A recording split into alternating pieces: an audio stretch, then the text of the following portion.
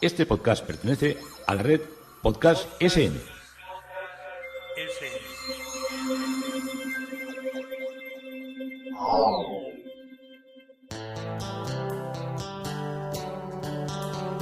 Historia con sentido. Un podcast realizado y presentado por Juan Carlos González.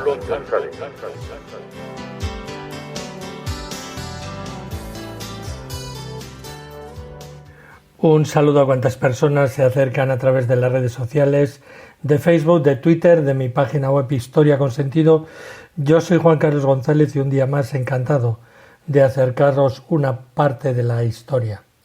Hoy el tema propuesto es Gastón Febo. Estamos en el castillo de Maubeusin y os voy a contar una interesante historia sobre este personaje medieval.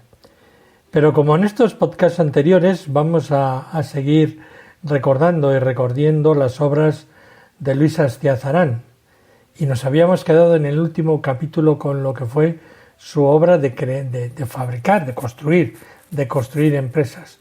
Una de las que se ha mantenido en su fachada y hasta cierto punto en su estructura es en la Unión Cerrajera de Mondragón en Mondragón. En 1939 Astiazarán firma un proyecto de edificio y de naves para la empresa Unión Cerrajera muy potente.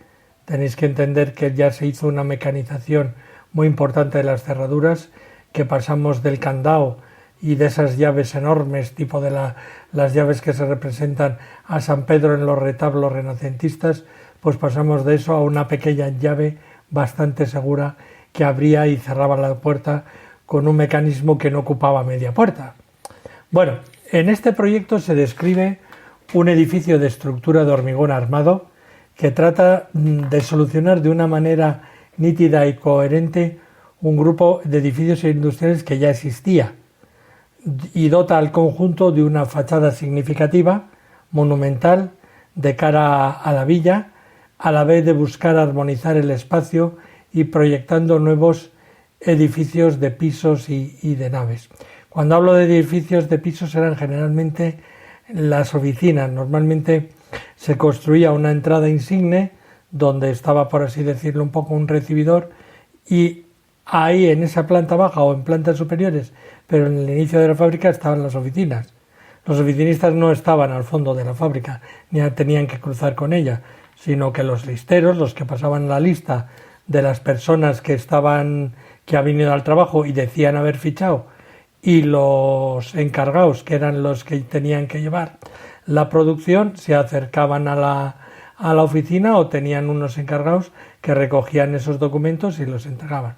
Luego ya inventaron medios franceses y medios canadienses e ingleses y americanos para cronometrar y para precisar la producción de las fábricas, pero en un principio no era así. Según el alzado y las plantas, el edificio, considerado como entrada principal de la fábrica, se construyó uniendo dos edificios que lo jalonaban.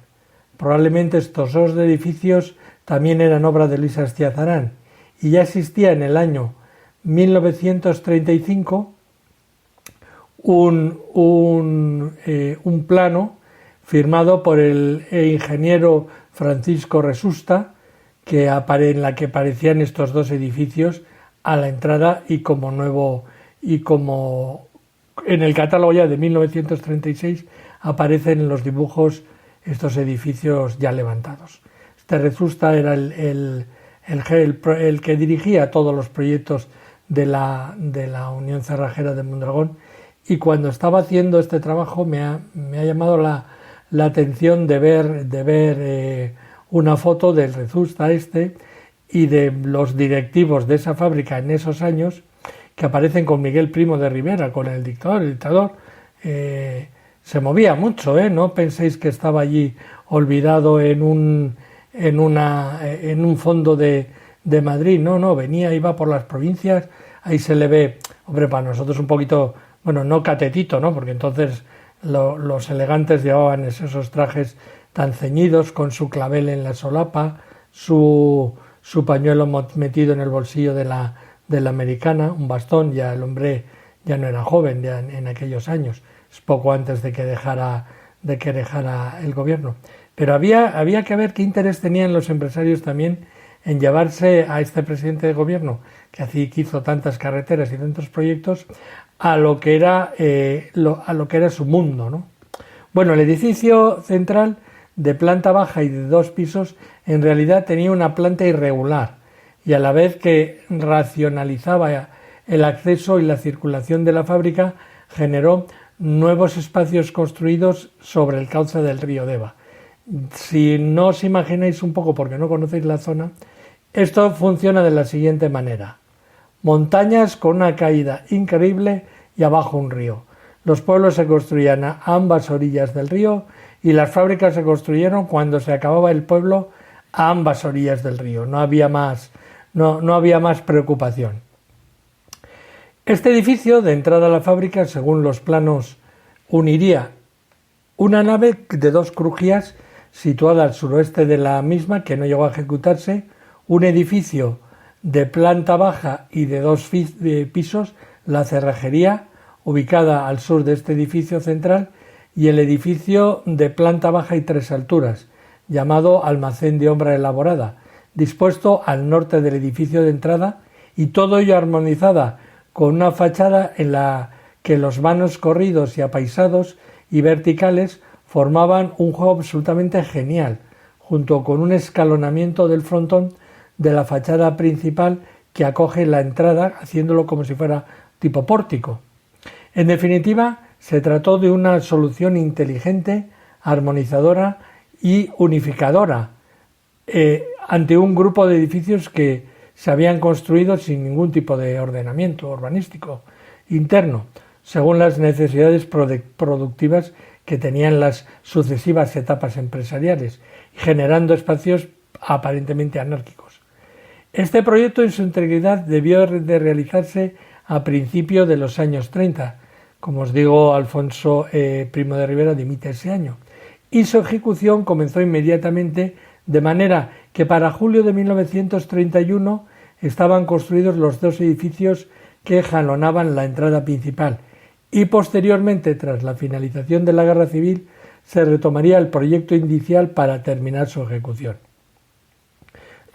En la actualidad solo queda el cuerpo central, es decir, la parte en la que se acogía la entrada principal y el frontón escalonado que se edificó en 1939. El resto del conjunto ha desaparecido.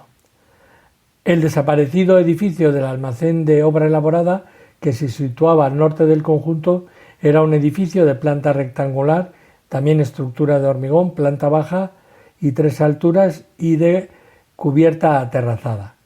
Totalmente funcional, constituía un bloque cerrado, un paralelepípedo, siendo los vanos y su distribución lo que dotaba al edificio de un dinamismo singular.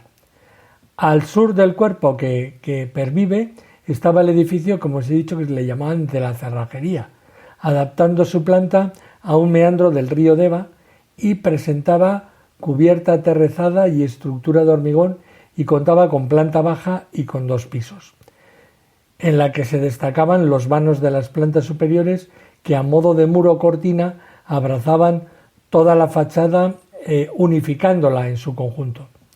El cuerpo central, construido en 1939 y todavía en pie, presenta una distribución ordenada de vanos adintelados y apaisados en torno al gran acceso también adintelado, subrayando la idea de pórtico, y en el remate de la fachada muestra un frontón escalonado en cuyo hastial se encontraba el reloj y la anagrama de la firma, que es el reloj era el que marcaba las horas para dentro de la fábrica, pero era el que cronometraba al pueblo, por decirlo de alguna manera. Y esto, el anagrama UCM, Unión Cerrajera de Mondragón, y el reloj, significaba de alguna manera la fachada monumental de la empresa. Originalmente este cuerpo central estaba enmarcado por los remates de forma vertical. La cerrajería y el almacén de obra se adosaban a este edificio, y en la actualidad existe un expediente para hacer de esto un monumento. La Unión Cerrajera de Mondragón de Vergara, también a finales del siglo 30, de los años 30 y principios de los años 40, se van a acometer importantes remodelaciones. La más espectacular es la Unión Cerrajera de Mondragón en Mondragón, porque luego también está la Unión Cerrajera de Mondragón en Vergara. En 1938 Luis Astiazarán proyecta una pared de cerramiento para un conjunto de varias naves existentes, lo que ha venido a ser el famoso edificio del reloj de la Unión Cerrajera. No obstante, el proyecto fue modificado en su ejecución y de hecho en el archivo de Vergara existen varios dibujos de la torre del reloj que no se recoge en lo que es la obra como está en la actualidad. En los años 40 y dentro de las instalaciones de esta empresa, Luis Astiazarán realizó edificios menores, concretamente en la Unión Cerrajera de Mondragón de Arrasate, de Mondragón. Aunque se trata de una construcción de pequeñas dimensiones, resulta un bello edificio funcional en conexión con las escuelas proyectados por los arquitectos del primer movimiento moderno. Me estoy refiriendo a que hizo unas pequeñas escuelas, las escuelas Chiquilla de Vergara. Es un proyecto también luego que realiza para otra empresa que todas nacen en este Valle del Deva, que es la empresa española de máquina herramienta de Villabona. Pero no me quiero extender más porque como os voy a tener que hablar todavía en varios días de distintas empresas, voy a trocearlas para que podamos asimilarlas y nos vayamos moviendo por la geografía esencialmente, si no totalmente guipuzcoana. Y nos volvemos al castillo de Mauvesin. Nos habíamos quedado en esta guerra que estaban teniendo los franceses y los ingleses. La Iglesia medieval jugó también aquí un papel importante. Como institución de ambos lados, tanto inglesa como francesa, se inclinó por apoyar la guerra, brindando servicios, podríamos decir, no sé si la palabra, servicios patrióticos, y tocaba y oraba, tocaba las campanas siempre que había una victoria, y sin embargo la fe cristiana se enfrentó a algunos desafíos en la escala europea. El Gran Cisma del 1378, también conocido como Cisma de Occidente, en la Iglesia Católica finalmente vio a tres papas en el mismo cargo. Estamos hablando de Aviñón, Roma, todos estos movimientos que había, incluso fuera de esas dos ciudades. La situación no se revolvió hasta 1417, cuando los campos rivales compitieron por el apoyo de los reyes franceses e ingleses. Además, la Iglesia de Roma se debilitó cuando los reyes de Francia e Inglaterra procuraron limitar los impuestos que iban a cualquier otro lugar excepto a sus propias campañas militares. Una consecuencia de esta política fue la creación de iglesias nacionales en cada país. O sea que el anglicanismo y el galicanismo tienen su origen no en esto del matrimonio de Enrique VIII y el galicanismo en Napoleón enfrentado al Papa. No, ya tenían aquí su caldo de cultivo. Las iglesias locales también se convirtieron en centros de noticias comunales, como la publicación de noticias sobre eventos de la guerra en sus tablones de anuncios y la lectura de las comunicaciones oficiales desde el púlpito del predicador. Es el momento también, por otra parte, como hemos visto que hay una exposición de armas en lo que es el patio de armas o en el patio central del castillo de Mauvesin, aquí ya empiezan a aparecer nuevas armas. Durante la guerra, a medida que cada bando se esforzaba por ser mejor que el otro, se desarrollaron armas, armaduras, fortificaciones y estrategias bélicas, lo que provocó que los ejércitos se volvieran cada vez más y más profesionales. Al final de la guerra, Carlos VII creó el primer ejército permanente de Francia. En particular, el uso de arqueros armados con poderosos arcos largos por parte de los ejércitos ingleses trajo un gran éxito a medida que disminuía la importancia de la caballería pesada y se iba haciendo más común la tendencia de los caballos medievales de ambos lados a que lucharan la infantería de pie. Las armas de pólvora se usaron por primera vez en la batalla de Crécy en el año 1346, pero como su diseño era todavía ordinario, no tuvieron gran influencia en la victoria inglesa. Los franceses usaron pequeños cañones de mano que tuvieron gran éxito en la batalla de Formigny en 1450 y Castillon en 1453. A partir de alrededor de 1380 también existen cañones gigantes conocidos como bombarbas, las cuales podían disparar bolas enormes de piedra que pesaban hasta 100 kilos. Tales armas eran muy pesadas y engorrosas para los enfrentamientos de campo, pero resultaban especialmente útiles en las guerras de asedio, sobre todo a partir del siglo XV. Finalmente, un arma a menudo descuidada y que se desarrolló durante el periodo de la guerra fue la diplomacia. En ambas partes, pero primero a mayor nivel en Inglaterra, los monarcas dependían de un equipo de diplomáticos y archivistas especializados que podían usar sus habilidades en lenguaje, leyes y cultura general para forjar alianzas útiles, persuadir al enemigo a desertar, arreglar el pago de rescates o negociar las mejores condiciones para los tratados. La política internacional de la Guerra de los 100 años, en la que participarían varios estados, eran Francia, Inglaterra, España también intervino, los Países Bajos, Escocia y otros, consecuentemente vivió la participación regular de diplomáticos experimentados, que formó lo que pronto se convertiría en un cuerpo formal de embajadores y de embajadas que hoy reconocemos como parte esencial de las relaciones internacionales.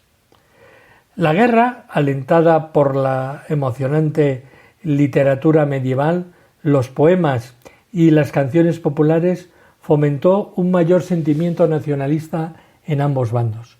Los reyes apelaban a sus ejércitos antes de las batallas para que luchasen por su rey y por su país. La monarquía francesa, en última instancia, se entendía como la salvadora del país, que acabó absorbiendo regiones como Bretaña, Provenza, Borgoña, Artois y el Rosellón, por lo que el Estado tomó en gran medida la forma que hoy conocemos más o menos como la conocemos hoy en día. Al otro lado del canal, las grandes victorias de Inglaterra en el campo de batalla se celebraban con procesiones populares de bienvenida y los reyes heroicos como Eduardo III y Enrique V y aquellos monarcas que eran derrotados en el campo de batalla sufrían seriamente en las apuestas de popularidad al volver a casa. Lo mismo ocurrió en Francia. Otra consecuencia de los éxitos militares fue el reconocimiento de la caballería medieval, especialmente por parte de Eduardo III, quien junto con su hijo Eduardo, el príncipe negro, fundó la Orden de la Jarretera, que ahora nos es tan común cuando le hacen de la Orden de la Jarretera a alguien en Inglaterra. Todavía es una orden que sigue hoy funcionando. La Orden de la Jarretera se funda alrededor de 1348. Una orden, como os digo, muy exclusiva. San Jorge, el patrón de la orden, se estableció firmemente como el santo nacional de un país seguro de sí mismo y que por fin estaba en igualdad de condiciones militares con los franceses. Al final de la guerra, Inglaterra se desentendió completamente de los asuntos del continente y ya avanzado hacia ya se vio abocado hacia una identidad cultural más inglesa, donde ya el idioma inglés se hablaba en la corte y se usaban documentos oficiales y donde las costumbres y la visión del mundo ahora eran firmemente parte de la perspectiva isleña. Mientras tanto, Italia era más rica, más poderosa que nunca y estaba lista para expandir sus intereses por el continente, especialmente en Italia. Finalmente, la guerra creó héroes nacionales inmortales que continúan celebrándose hoy en día en la cultura popular. En Inglaterra, Enrique V se convirtió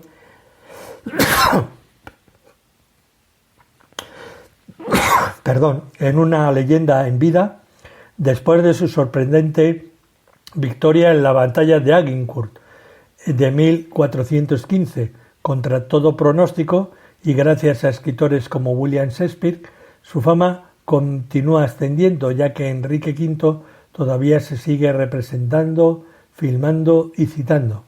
Y en Francia, Juana de Arco se convirtió en la gran figura del conflicto cuando sus visiones celestiales le inspiraron a levantar el sitio de Orleans en 1429, que cambió el rumbo de la guerra. Juana fue quemada en la hoguera por bruja, pero convertida en santa en 1920. Todavía hoy simboliza el desafío contra las posibilidades y contra las probabilidades, diría yo, y el patriotismo francés. Por tanto, ambos países han creado una mitología de la Guerra de los 100 años, un tiempo ya lejano, donde el enemigo era claro, los héroes virtuosos y las victorias doradas. Y en este momento entra en nuestra historia Gastón Febo o Febus. En 1379 el castillo de Mauvesin pasó a manos de Gastón III de Foix-Béarn, más conocido como Gastón Febo, Febus o Febo. Febo era el apodo del dios mitológico. Febo era el apodo de Apolo. Joder, apodo y Apolo es que me suenan muy igual. Conde de Foix y vizconde de Béarn, quien lo incorporó al territorio conocido como Nebuzán. Gastón fue el impulsor del gran torreón de 37 metros de altura y el refuerzo de sus murallas, más o menos pese a las reformas como la apreciamos ahora. Dada la posición geográfica separada de sus dominios, Gastón Febo se encontró en que era al mismo tiempo vasallo del duque de Gascuña y del rey de Inglaterra, Eduardo III por el vizcondado del Béarn y vasallo del rey de Francia, Felipe IV de Valois por el condado de Foix, dado que los dos soberanos buscaban atraerlo a su órbita, y Gastón Febo en todo este lío consiguió mantenerse neutral. Las principales sedes de Gastón Febo fueron la ciudad de Orthez. Orthez me encantó, la he visitado este año, tengo que volver porque me pareció deslumbrante. Foix y Pau. No os digo que en Orthez se come de maravilla. Fue autor del tratado sobre la caza más importante e influyente de la Edad Media, titulado, bueno, está en francés, Libro de la caza. Existen varios manuscritos de este libro, los dos mejor custodiados, uno está en la Biblioteca Nacional de Francia y en otro en el Museo Morgan de Nueva York. Y este último perteneció a los Reyes Católicos de España, que agregaron una miniatura con su escudo a las armas de inicio. Gastón Febo mantuvo conflictos con sus vecinos y fue enemigo del conde de Armagnac y del rey de Navarra Carlos II, llamado en Francia el Malo. Gastón Febo casó con la hermana del rey navarro, Inés, si bien Gastón la repudió después de que naciera en 1362 su único heredero legítimo. El menor, Gastón, fue educado lejos de su madre, expulsada a Navarra. Cuentan que hubo un complot organizado por el rey navarro para eliminar al conde Gastón Febo y poseer sus dominios, de forma que intentaron envenenarle a través de su heredero, su hijo Gastón, a quien convencieron para que matase a su padre.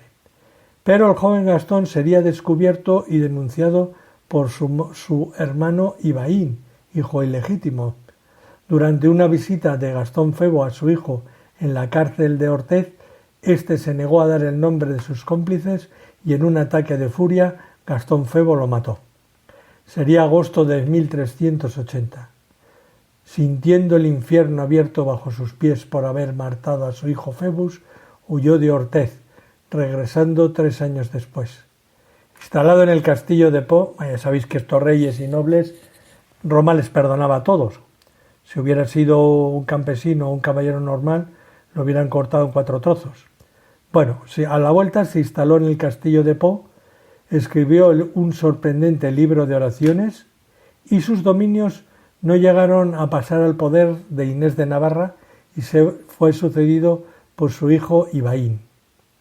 Durante la visita al castillo de Mauvesin veremos bastantes referencias a Gastón Phébus y una exposición permanente. Posteriormente, como os estoy contando, el castillo pasó a los herederos de Gastón Phébus. Así Juan II de Foix-Grailly lo habilitó como residencia condal y en la puerta principal del castillo de Mauvesin podemos ver su escudo heráldico de un dragón con la inscripción «Tengo bella dama», o sea que el dragón protegía a una bella dama. El castillo de Mauvesin, tras la muerte de Juana I de Foix, fue convertido en prisión y durante las guerras de religión en el siglo XVI, los hugonotes protestantes grabaron en la pared del torreón prohibitivo que está en el centro del patio la frase que ya os describí: «Solo Dios será adorado y el anticristo de Roma abismado», o sea, será condenado al abismo. Con Enrique IV de Francia y III de Navarra, el primer rey Borbón de Francia, la Bigorra y Nieuwesan, se incluyó al castillo entre las propiedades reales por ser el rey el sucesor de la casa de Foix. Y en el año 1715 el rey Luis XIV venderá el castillo y sus dominios al duque de Antin. Tras la revolución ya terminó convirtiéndose en un bien nacional. Y hasta aquí nos ha traído hoy el castillo de Mauvesin, nos ha traído Gastón Phébus, las maldades que cometió y toda esa historia tan interesante de nuestros vecinos del norte del Pirineo, de nuestros vecinos del Sol de Francia. Juan Carlos González, encantado un día más de acercaros esta parte de historia, de vuestra historia, de Historia con Sentido.